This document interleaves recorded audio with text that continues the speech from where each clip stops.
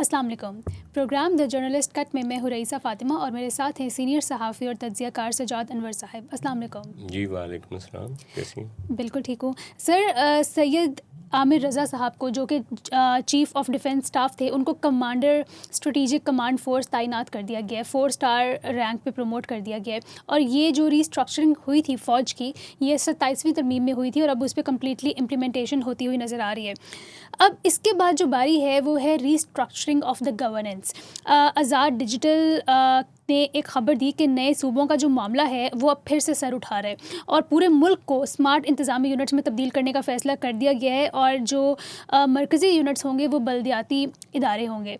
तो आज़ाद डिजिटल आप जानते हैं कि इस्टेब्लिशमेंट की एक तरह से कह लें सोच को रिफ़्लेक्ट करता है या उनकी जो थिंकिंग है उसको बेसिकली रिप्रेजेंट करते हैं, रिफ़्लेक्ट करते हैं। तो क्या आपको लगता है कि ये सियासी जमातें होने देंगी, यूनिट्स बनने देंगी, मिल जाएंगी? क्योंकि ऑलरेडी हमें इनमें दरारें तो नज़र आ रही हैं, लेकिन इस पॉइंट पे इनका क्या मौक़िफ़ होगा? ये आज आपने बड़ा अच्छा सवाल किया। देखें, जो फील्ड मार्शल आसम मुनीर साहब है ना, वो शायद उनके पास एक पूरा डिज़ाइन है to revamp this country. Okay. वो उनका ख्याल है कि साल हा साल से ये जो पॉलिटिकल टर्माइल्स रहे हैं ना पाकिस्तान में, उसके नतीजे में बहुत सारी फॉल्ट लाइंस पैदा हो गई हैं। अब ये उनकी सोच है या उनके थिंक टैंक्स की सोच है कि इसको ज़्यादा यूनाइट रखने के लिए, ज़्यादा इसके मसाइल को हल करने के लिए स्मार्ट यूनिट्स जो हैं उनको बनाना ज़रूरी है जो गवर्नेबल हों।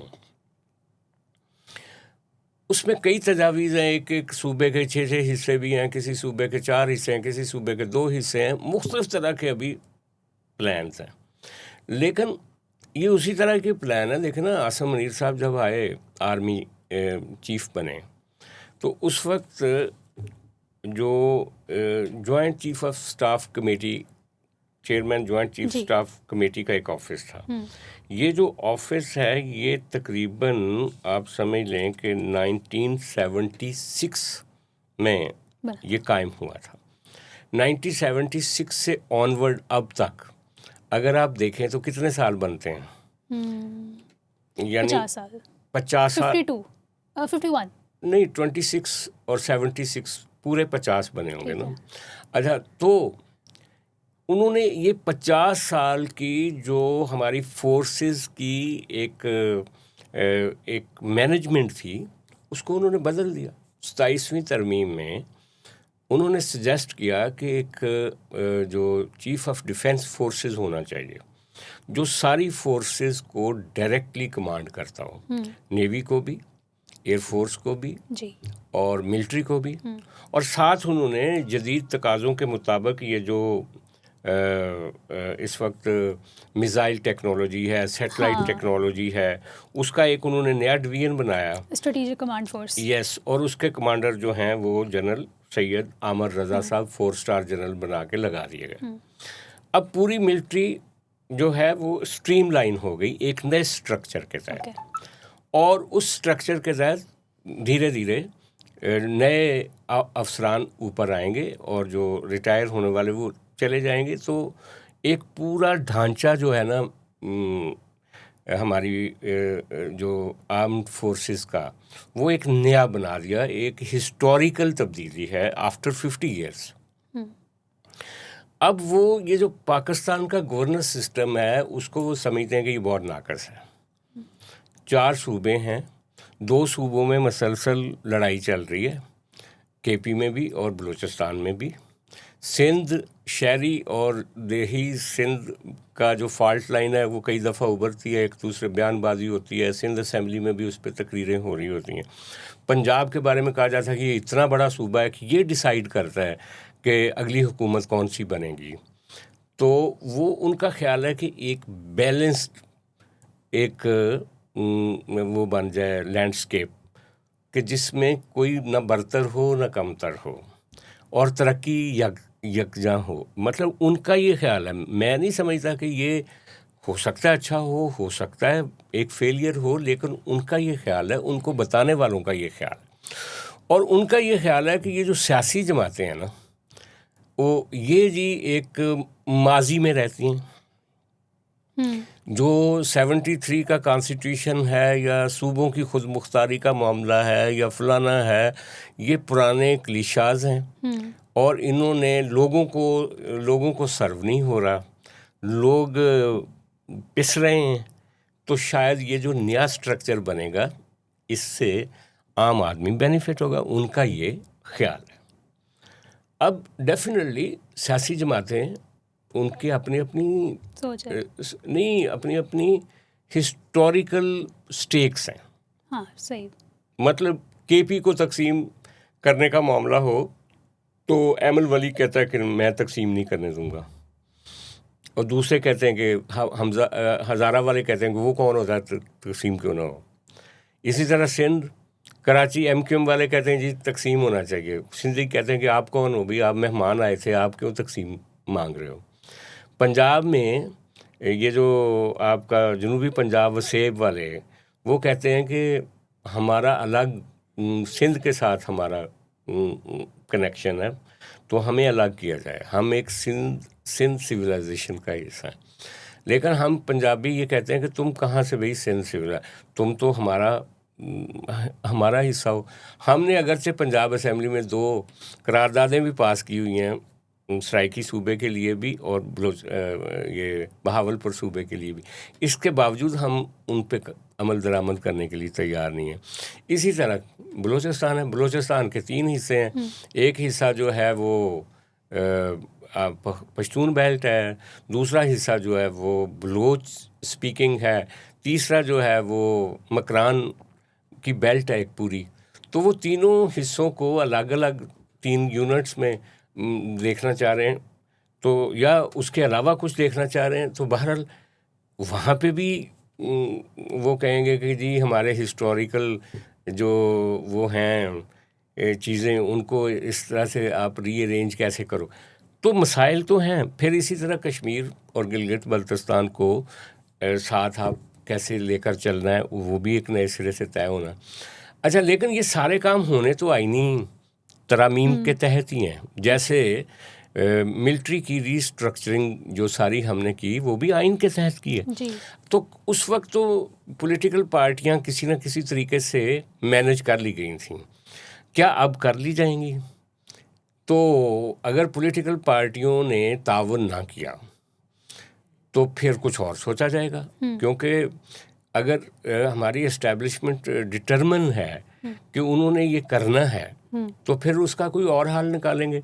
उसके नतीजे में सारी पॉलिटिकल पार्टियां जो हैं इस वक्त की, जो मुख्तलिफ सूबों में अपनी अपनी हुकूमत बना के बैठी हुई हैं, उन सबको थ्रेट होगी आने वाले इस निज़ाम से। वो मज़ाहमत करेंगी, उस मज़ाहमत को कैसे फेस किया जाएगा, कैसे टैकल किया जाएगा, क्या ज़बरदस्ती उनसे अंगूठे लगवा लिए जाएंगे, उनको कंप्रोमाइज़ कर दिया जाएगा, या वो रेजिस्टेंस करेंगे, मज़ाहमत करेंगे, उससे नई फॉल्ट लाइंस पैदा होंगी। ये आने वाला वक्त बताएगा। ठीक है। अच्छा, PMLN और पीपल्स पार्टी की थोड़ी जो टसल है वो बढ़ती हुई नज़र आ रही है। फॉर एग्जांपल जो कराची के एक सीनियर जर्नलिस्ट हैं अरबाब चांडियो साहब, उनकी ये रिपोर्ट है कि पिछले 15 दिनों से आसिफ अली जरदारी साहब कराची में मौजूद हैं, वो इस्लामाबाद नहीं आए और वो कराची में बैठकर एक काउंटर स्ट्रैटेजी बना रहे हैं कि PMLN को काउंटर कैसे करना है। क्योंकि उनकी रिपोर्ट के मुताबिक कि मरीम नवाज साहिबा या फिर जो पूरी PMLN है वो जुल्फ़िकार अली भुट्टो को निशाना बना रही है, तनकीद का, कश्मीर में अपनी हुकूमत कायम करने की कोशिश कर रही है। उसके बाद मरीम नवाज़ का नाम लेते हुए उन्होंने कहा कि उन्होंने पंजाब में बहुत तरीके से पीपल्स पार्टी को बिल्कुल बैन कर दिया है। तो अब इसकी काउंटर एक स्ट्रैटेजी बनानी है जरदारी साहब ने, तो आपका क्या कहना है इस पर कि वो किस किस्म की काउंटर स्ट्रैटेजी बनाएंगे और वो किस हद तक कामयाब होगी? देखिए, ये जरदारी साहब का अपना बनाया हुआ निज़ाम है। उन्होंने कहा था 2018 में कि हम अब पंजाब में, बल्कि उन्होंने कहा था कि हम अब अपोजिशन नहीं करेंगे। हाँ। और उसका नतीजा ये हुआ कि इमरान खान बीच में आ गए। उन्होंने 13 में कहा था, सॉरी, जब नवाज शरीफ की पहली हुकूमत, बाद में तीसरी हुकूमत, उस वक्त कहा था। और उसके बाद इमरान खान का फिनोमेना आ गया, क्योंकि कोई खाली जगह तो कुछ रहती नहीं है। तो इमरान खान ने वो सारा पंजाब कैप्चर कर लिया, जो वोट बैंक पीपल्स पार्टी का था वो, और कुछ नया वोट बैंक मिला के इमरान खान जो है वो अब पंजाब का सबसे, अगर देखा जाए तो, पॉपुलर लीडर है। तो ये स्पेस तो जरदारी साहब ने दी, और जरदारी साहब का ये ख्याल है कि शायद मुस्लिम लीग नून और पीपल्स पार्टी एक लॉन्ग टर्म इत्तफाकिया एजेंडे पे चल के कुछ एक दूसरे को कॉम्प्लीमेंट कर सकते हैं। ठीक है। लेकिन जब उनको पता चलता है कि जब भी कोई बैटल होती है, हाँ, तो उस वक्त इन पार्टियों के जो अंदरूनी तजादात हैं वो खुल के सामने आ जाते हैं। वो कहते हैं पीपल्स पार्टी वाले कि जो मुआहदा था, ये जो 24 फरवरी के बाद हुकूमत बनी, उसमें पंजाब में पीपल्स पार्टी को कुछ शेयर देने का मामला था, वो इम्प्लीमेंट नहीं किया मरियम साहबा ने, और उन्होंने कहा मैं मदाखलत बर्दाश्त नहीं करती। उन्होंने पीपल्स पार्टी की मदाखलत भी बर्दाश्त नहीं की, और उन्होंने देखे ना, हमज़ा साहब को भी तो इस्लामाबाद शिफ्ट कर दिया गया, वो हमज़ा साहब को भी पंजाब का सदर नहीं उन्होंने बनने दिया। वो चाहती हैं कि वो अपनी मर्ज़ी से सारे फैसले करें। अच्छा, ये भी पीपल्स पार्टी के लिए एक बहुत बड़ा ज़ख्म है कि वो मुस्लिम लीग नून की मदद करके उन्होंने वफाकी हुकूमत बनाई है, लेकिन पंजाब में उनके लिए रास्ते बंद हैं। 2 दिन पहले लाहौर तंजीम ने मीनार पाकिस्तान में जलसा करने का फ़ैसला किया था, जो कि उनको नहीं करने दिया गया, और उनके कारकुनों की कुछ की मार पिटाई भी हुई है। तो ये तो प्रॉब्लम्स हैं, लेकिन सियासत को डील कर रहा है बिलावल भुट्टो पीपल्स पार्टी की सियासत को। जो आपने ग्राउंड वो ड्राइंग रूम में जो सेटिंग की थी वो तो टूट चुकी है मुस्लिम लीग नून के साथ। आप सपोर्ट कर रहे हैं, ठीक है, उसका आपको भी फ़ायदा है, आप प्रेसिडेंट हैं, आपके पास आईनी ओहदे हैं, आपको कोई ख़तरा नहीं है इस सिस्टम में, आपके वोट के बगैर आईनी तरमीम नहीं हो सकती, लेकिन आपकी कोई इंडिविजुअल ताकत उतनी नहीं है कि आप कोई नई गवर्नमेंट बना सकें या इस सिस्टम को हिला सकें। आपको चलना पड़ेगा। थ्रेट आप लोगों दोनों के सामने, नून लीग और पीपल्स पार्टी के सामने जो है वो इमरान खान की थ्रेट है। किसी वक्त भी अगर इमरान खान के लिए कोई नरमी पैदा होती है तो वो ख़ास तौर पे मुस्लिम लीग नून के लिए तो वो ज़्यादा बड़ी थ्रेट है, इसीलिए वो ज़्यादा एफर्ट कर रहे हैं। तो थ्रेट तो पीपल्स पार्टी के लिए भी होगी इमरान खान की सूरत में। तो कहने का मतलब ये है कि ये एक ऐसी कहानी है जो एक सर्द जंग के अंदर अंदर ही चलनी है, जितने दिन भी चलनी है। ठीक है। लेकिन ता आंखें कोई बाहर से एक्स्ट्रा प्रेशर आ जाता है, जैसे नए सूबे बनाने का या बाकी या ज़बरदस्ती आईनी तरमीम करने का, उसमें ये पार्टियां फिर आपस में मिलके बाज़ औक़ात कार्ड शेयर करके भी गेम करती हैं। जैसे पिछली दफ़ा 26वीं तरमीम में कई चीज़ों के ऊपर एक तरह से बारगेन की गई थी, तो इसलिए कुछ कहा नहीं जा सकता। और जरदारी साहब की ये ख्वाहिश थी कि आज़ाद कश्मीर उनको मिल जाता तरीके से, हाँ जी, लेकिन वो नहीं मिल रहा, वो इस वजह से भी डिसअपॉइंटेड तो है। क्या आपको लगता है कि ये जो सर्द महरी है ये सिर्फ आज़ाद कश्मीर के इलेक्शन तक रहेगी? क्योंकि हमें पीपल्स पार्टी काफ़ी ज़्यादा वोकल नज़र आ रही है। फॉर एग्जांपल नदीम अफजल चंद साहब जो हैं, जो कि उनके इत्तलात के मिनिस्टर हैं पीपल्स पार्टी के, तो उन्होंने ये कहा कि उन्होंने मरीम नवाज़ साहिबा की और नवाज़ शरीफ साहब की तमाम तकारीर की आज़ाद कश्मीर में जवाब देते हुए कहा कि PMLN जो हम पर तनकीद कर रही है, इन्होंने तो हमेशा आके नौकरियाँ छीनी हैं, आप इनकी हिस्ट्री निकाल के देख लें। जबकि पीपल्स पार्टी ने तो हमेशा हक़ के रोज़गार की बात की है, वो तो नौकरियां देती है, तनख्वाहें बढ़ाती है, तो वो लोग बहुत वोकल होकर उनकी बातों को काउंटर कर रहे हैं। तो आपको क्या लगता है कि ये आज़ाद कश्मीर के इलेक्शन तक ही है या उसके बाद भी चलेगी और मज़ीद बढ़ जाएगी? नहीं, ये तो ज़ाहिर है, जब जब आमना सामना होगा, लड़ाई कोई होगी तो ये क्लैश बढ़ेगा। जब पीस टाइम होता है तो क्लैश कम हो जाता है। अच्छा। लेकिन हकीकत तो यही है ना कि पीपल्स पार्टी के बारे में ना 3 लोग ये समझते हैं कि पीपल्स पार्टी ओल्ड स्कूल जमात है। हमारा इंडस्ट्रियलिस्ट समझता है, ठीक है, और उसके बाद हमारी इस्टेब्लिशमेंट समझती है, और उसके बाद मुस्लिम लीग नून भी समझती है। इनका ख्याल है कि रियासत का काम नौकरियां देना नहीं है। अच्छा। लेकिन पीपल्स पार्टी का ख्याल है कि एक वेलफेयर स्टेट जो होती है वो अपने लोगों को रोज़गार भी देती है, और वो नौकरी, और वो कहते हैं कि जहाँ जॉब है वहाँ के लोग वहाँ के मुकामी लोगों का हक है नौकरी करना। ये एक इख्तलाफ राय है, और ये पुराना है, ये भुट्टो साहब के ज़माने से चला आ रहा है। आपको याद नहीं है जिसने ये जो बड़े अदारे जो निजकारी जिनकी की जा रही है, उन पे पीपल्स पार्टी एक स्टैंड लेती है और इख्तलाफ राय करती है। वो प्रो वर्कर एक पार्टी है, लेकिन यहाँ कहा जाता है कि जी वर्कर्स तो की वजह से तो ये अदारे बैठ गए हैं सारे, तो वर्कर्स का साथ देने का मतलब है कि इकॉनमी को मज़ीद ख़राब करना। तो ये दो मुख्तलिफ तरह की सोचें हैं दोनों तरफ। मुस्लिम लीग नून ज़्यादा ये जो सड़कें बनाना और उसके साथ साथ सहूलतें देना लोगों को, जो शहरी सहूलतें हैं उन पे बिलीव करती है। पीपल्स पार्टी कहती है कि इनकी जो मुआशी हालत है वो अच्छी कर दी जाए तो बाकी चीज़ें सारी लोग खुद कर लेते हैं या उनकी ज़िंदगी आसान कर दी जाए। बाज़ औक़ात ये होता है कि आपके पास इंफ्रास्ट्रक्चर बहुत अच्छा होता है लेकिन आप खुद एक झोंपड़ी में रह रहे होते हो या एक छोटे से फ्लैट में रह रहे होते हो या अपनी मुआशी हालत की तंगी की वजह से वो इंफ्रास्ट्रक्चर आपको बुरा लगना शुरू हो जाता है। लेकिन कई दफ़ा ये होता है कि आप खुशहाल होते हैं, आप पगडंडी पे जाते हुए भी आप समझ रहे होते हैं कि ये बड़ी शानदार जगह है।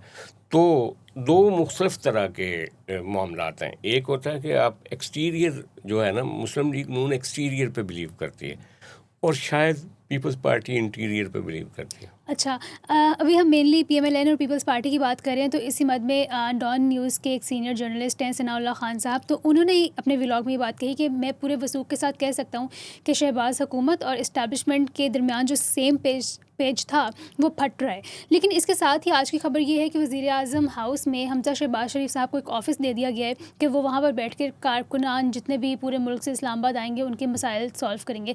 तो एक तरफ तो हम ये सुन रहे हैं कि PMLN बहुत ज़्यादा हर तरफ से प्रेशर में है, एक तरफ हम उनकी एक्सपेंशन भी देख रहे हैं कि वो मज़ीद अपने पाँव जमाने की कोशिश कर रही है। तो इसको आप कैसे व्यू करते हैं?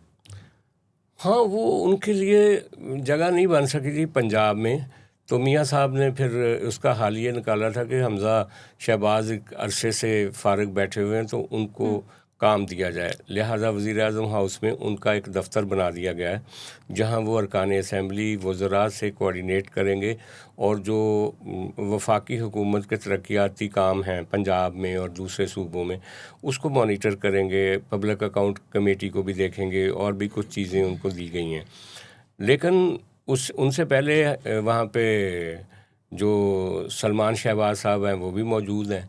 तो जो तासुर, ये जो वाडा साहब समेत बहुत सारे लोग तासुर देते हैं ना कि ये एक तरह से फैमिली अफेयर बनती जा रही है मुस्लिम लीग नून, ये भी एक तासुर उभरता है इन्हीं चीज़ों में। और इसीलिए हमज़ा साहब का ख्याल था कि शायद उनको कोई रोल अगर पंजाब में मिल जाता तो वो ओवरबर्डन ना होते फेडरल गवर्नमेंट के लिए। लेकिन अल्टीमेटली फ़ैसला यही हुआ कि वो फेडरल गवर्नमेंट में रहें।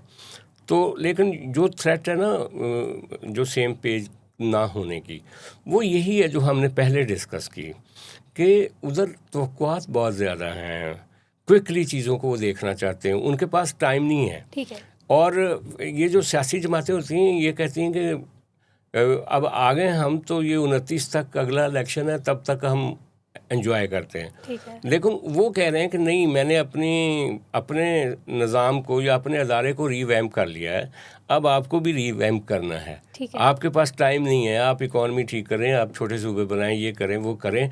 तो वो बर्डन इतना ज़्यादा है उधर से कि वो इनसे बोझ नहीं उठाया जा रहा। अकेले तो वो ये तरामीम ही नहीं कर सकते। और पीपल्स पार्टी क्यों साथ देगी, उसको क्या देना पड़ेगा, क्या लेना पड़ेगा, ये कल बाद की बात है। और क्यों वो एग्री करेंगी सूबों के ऊपर, बाकी चीज़ों के ऊपर। इसलिए ये आने वाला दिन जो है ना काफ़ी वक्त जो है पेचीदा है। और ये बात दुरुस्त है सुहेल वड़ाई साहब और दूसरे लोगों की कि ये जो महीना है ना ये बुनियाद रखेगा कुछ तज़ादात की। अच्छा, अब कहने वाले कह रहे हैं कि इस महीने ने तज़ादात की बुनियाद रख दी है। ये बातें मैं नहीं कह रही। फॉर एग्जांपल मैं एक और व्लॉग सुन रही थी इमरान शफकत साहब का, वो भी एक काफ़ी सीनियर तज्ज़ियाकार हैं। उन्होंने कहा कि जो सुहेल वड़ाइच साहब ने आज से 2 महीने पहले अपने आर्टिकल में बात की थी, 1.5-2 महीने पहले, वो बिल्कुल दुरुस्त थी और वो ब्रेकिंग न्यूज़ दे रहे थे अपनी तरफ से कि हुकूमत के लिए जुलाई के बाद बहुत सारे मसाइल हैं और हुकूमत हमें अनस्टेबल होती हुई नज़र आ रही है। उन्होंने मौलाना फजलुर रहमान साहब का भी रेफरेंस दिया कि पिछले दिनों से वो जितने अग्रेसिव नज़र आ रहे हैं, तो वो आपको लगता है कि वो कोई ऐसा मेस क्रिएट करेंगे जिसके नतीजे में ये हुकूमत बिल्कुल ही मतलब अपनी ग्राउंड लूज़ कर देगी? ये इमरान शफकत साहब के अल्फाज हैं।